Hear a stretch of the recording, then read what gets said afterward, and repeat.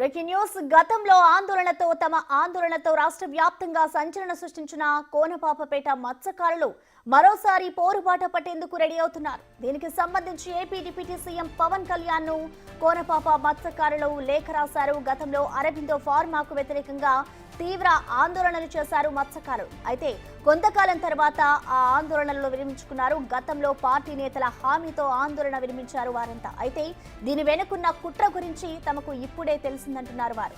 ఇక కొందరు పార్టీల నేతలు అరబిందో ఫార్మాతో కుమ్మక్కైనట్టు ఆరోపిస్తున్నారు. కొందరు జనసేన వైసీపీ నేతలు 6 కోట్లతో డీల్ మాట్లాడుకున్నారు. దీనికి సంబంధించిన డబ్బు ఇప్పటికే నేతలకు అందాయంటున్నారు. అయితే నేతలందరికీ డబ్బులు అందకపోవడంతో బయటపడ్డ వ్యవహారం ఉందని చెప్తున్నారు.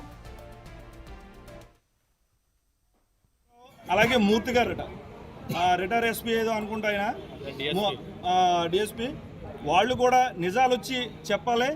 అలాగే మా మత్స్యకారులకు అన్యాయం జరుగుతుంది కాబట్టి వాళ్ళు నష్టపరిహారం మాకు ఇవ్వకపోతే మళ్ళీ మేము ఉద్యమాన్ని పెద్ద ఎత్తులోనే మళ్ళీ చేస్తామని, ఈసారి మాత్రం ప్రాణత్యాగనకన్నా వెనకడం కానీ మత్స్యకారులకే న్యాయం జరిగే వరకు పోరాడతామని మీ మీడియా మిత్రుల ద్వారాగా తెలియజేసుకున్నాం. మీరు కూడా మాకు హెల్ప్ చేయాలని.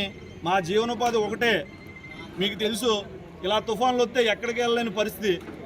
లాస్ట్కి ఫుడ్ వండుకోవడానికి అలాగే చిన్న చిన్న దీని అవసరాలకు కూడా మనం ఇబ్బంది పడే మత్స్యకారు కుటుంబాలు. ఇది మీరు అర్థం చేసుకుని తగిన న్యాయం మీ ద్వారాగా ఈ వాళ్ళకి తెలియపరుస్తారని మేము కోరుకుంటున్నాం.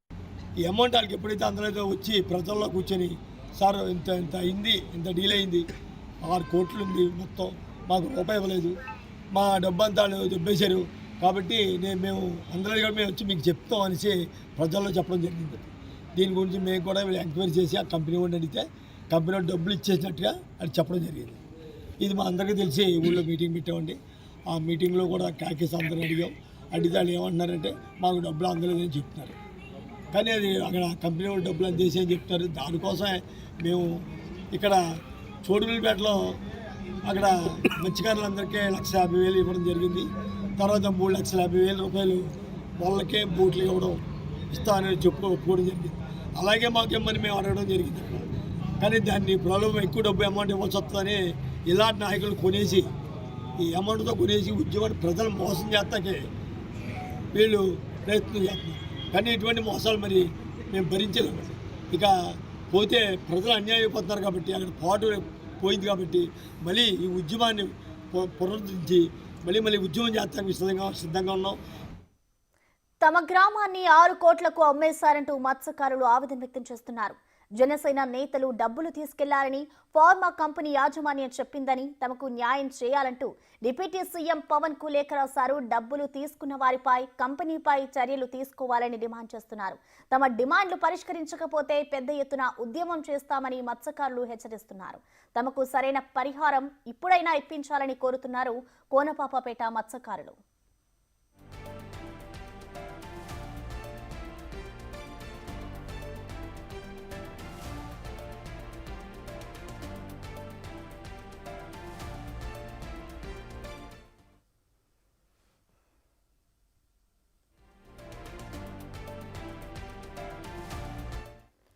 ఇక కోనపాపపేట మత్స్యకారుల ఆందోళనకి సంబంధించిన కంప్లీట్ డీటెయిల్స్ అయితే మా ప్రతినిధి శివ అందిస్తారు.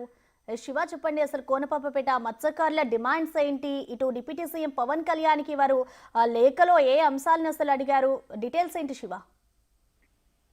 చూసుకున్నట్లయితే డిప్యూటీ సీఎం కు అయితే కోనపాపపేట కొత్తపల్లి మండలం పిఠాపురం నియోజకవర్గం సాంప్రదాయ మత్స్యకార కమిటీ అయితే ఒక లేఖను రాసింది. ఆ లేఖలో పలు అంశాలను అయితే పేర్కొన్నారు. అయితే గతంలోనే ఇది అరబిందో ఫార్మా కంపెనీకి సంబంధించి దాని వల్ల ఏదైతే పైప్ లైన్ వేసే సమయంలోనే పైప్ లైన్ వేసి అరబిందోకి సంబంధించి ఏదైతే తొండంగిలో ఉన్న అరబిందో కంపెనీకి ఇక్కడి నుంచి కూడా పైప్ లైన్లు వేసుకుని ఎక్కడి నుంచి వాటర్ యూజ్ చేసుకోవడానికి సముద్ర వాటర్ మళ్ళీ తిరిగి అదే వేరే పైప్ లైన్ నుంచి అయితే సముద్రంలోకి కొన్ని వ్యర్థాలను అయితే రిలీజ్ చేస్తారు. దీనివల్ల మత్స్యకార సంప్రదాయంతో కూడా దెబ్బతింటుందంటూ కూడా గతంలో కూడా ధర్నాలు చేశారు. అప్పుడు బిగ్ టీవీ అనేక కథనాలు ప్రచురించింది. దాంతో అయితే అప్పటి రాష్ట్ర ప్రభుత్వంలో కథలకు వచ్చి ఆ మత్స్యకారులతో అయితే స్టేట్ లెవెల్ కమిటీ మీటింగ్ కూడా అరేంజ్ చేశారు. ఆ తర్వాత ఏం జరిగిందంటే ఆ ఉద్యమం కొనసాగిస్తున్నప్పుడు కూడా ఉద్యమకారులు ఎవరైతే మెయిన్ లీడర్స్ ఉంటారో ఆ మెయిన్ లీడర్స్ ని ఆ ఊరి పెద్దలకు సంబంధించి వైసీపీ నాయకులు నలుగురిని, జనసేన నాయకులు ఇద్దరిని కూడా ఎవరైతే అరవింద ఫార్మా కంపెనీ ప్రతినిధులు అన్నవరంలో ఒక హోటల్లో అయితే కూర్చోబెట్టి సెటిల్మెంట్ చేసినట్టుగా అయితే మీరు ఆరోపిస్తున్న పరిస్థితి కూడా కనిపిస్తుంది. క్లియర్ గా పేర్లతో సహా వారి పేర్లతో సహా పరిస్థితులు కనిపిస్తున్నాయి. పూర్తిగా నలుగురు అయితే వైసీపీకి చెందిన వారని, ఇద్దరైతే జనసేనకి సంబంధించిన వారని, పూర్తిగా 6 కోట్ల రూపాయలు పైకం తీసుకుని ఉద్యమాన్ని నీరు కార్చారంటూ కూడా మత్స్యకారుల కమిటీ అయితే పవన్ కళ్యాణ్ నేరుగా ఆయన దృష్టికి తీసుకెళ్లే విధంగా లెటర్ అయితే రాసి నిన్న జనసేన ఏదైతే పవన్ కళ్యాణ్ ఇంటి వద్ద ఉన్న జనసేన ఆఫీసు పిఠాపురంలో అయితే ఈ లేఖను ప్రస్తుతం పిఠాపురం ఇన్ఛార్జ్ మర్రెడ్డి శ్రీనివాస్ కి అందజేశారు. అయితే చూసుకున్నట్లయితే పూర్తిగా దీంట్లో వారి మత్స్య సంపద దానివల్ల ఏదైతే అరబిందో ఫార్మా కంపెనీ నుంచి వచ్చే వ్యర్థాల వల్ల కంప్లీట్ గా ప్యూరైజేషన్ చేయట్లేదు, దానివల్ల అనేక మత్స్య సంపద అంతా కూడా కోల్పోతున్నాము, దానివల్ల చేపలన్నీ చనిపోయి మాకు ఉపాధి లేకుండా అయిపోతుంది. సో దీనికి సంబంధించి క్లియరైజేషన్ చేయాలి, ఇప్పుడు దాకా వారు నష్టపోయిందని కాంపన్సేషన్ ఇవ్వాలంటూ కూడా వారు లేఖలో అయితే పూర్తిగా డిప్యూటీ సీఎంకి తెలిపిన పరిస్థితి కనిపిస్తుంది. Okay, thank you Shivshankar.